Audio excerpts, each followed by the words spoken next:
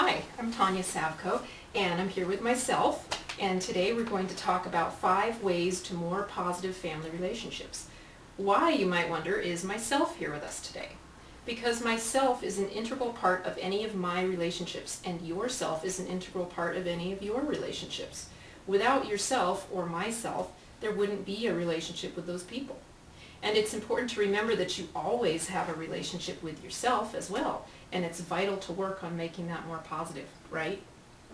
In fact, these 5 tips apply just as much to your relationship with yourself as to others. Self? Could you please jot down some notes so we can review at the end? Okay, I'll get started and she can catch up when she returns with the pen and paper. Now, when it comes to building more positive family relationships, we've all heard about using I messages as opposed to you messages. And this is good advice, but in this video I want to go beyond I messages, because I think that if you don't have the following traits under your belt, it's going to make it much harder to remember to use I messages, especially with the first trait, which of course is, oh good, you're back. So the first way toward positive family relationships is patience. I know, you're groaning, but it's really true. Somebody spilled something. Is it really going to help the situation if you yell and make an insulting remark? Is the spill going to disappear or have not happened? Is no one ever going to spill anything ever again, including you, because you yelled or reprimanded the spiller? Do you get that? Okay. And you have to also remember to be patient with the process of improving your family relationships. It may have taken years for them to get to the point that they are now, so it may take a while to see some change. Now, the second way toward more positive family relationships is equally important. It's compassion. Those of you who've read my work know how important compassion is to me, especially as the parent of a special needs child. I read a quote once that is supposedly attributed to Plato, and I've seen different variations of it, but the gist of it is, be kind, for everyone you meet is fighting some kind of battle. Here's the part where we walk a mile in someone else's shoes. Think of what might be affecting that person, either past or present, and how it in turn affects how they interact with you. Okay, moving on, number 3 is timing.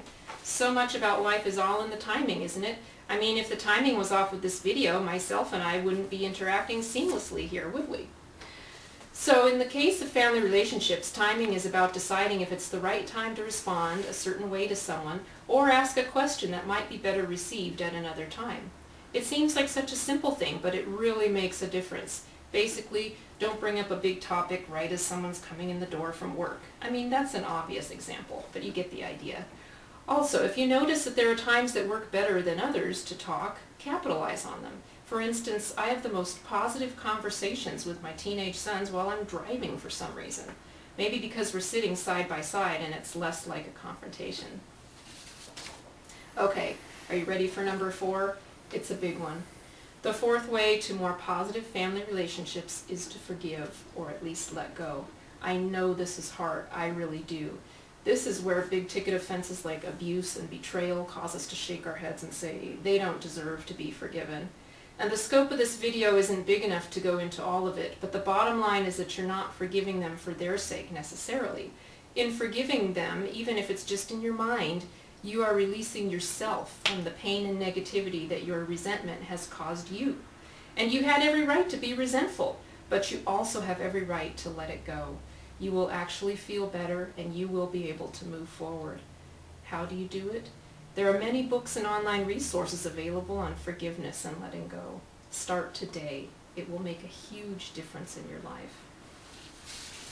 And we are now at the 5th way to more positive family relationships. Lastly, we need to be realistic. And by this I mean that achieving more positive family relationships does not mean that we're never going to have any issues come up with our family members again. Positive does not equal perfect. Likewise, don't think that just because your friend or neighbor appears to have a perfect life that everything is positive. We are all constantly learning, and one of the ways we learn is by making mistakes.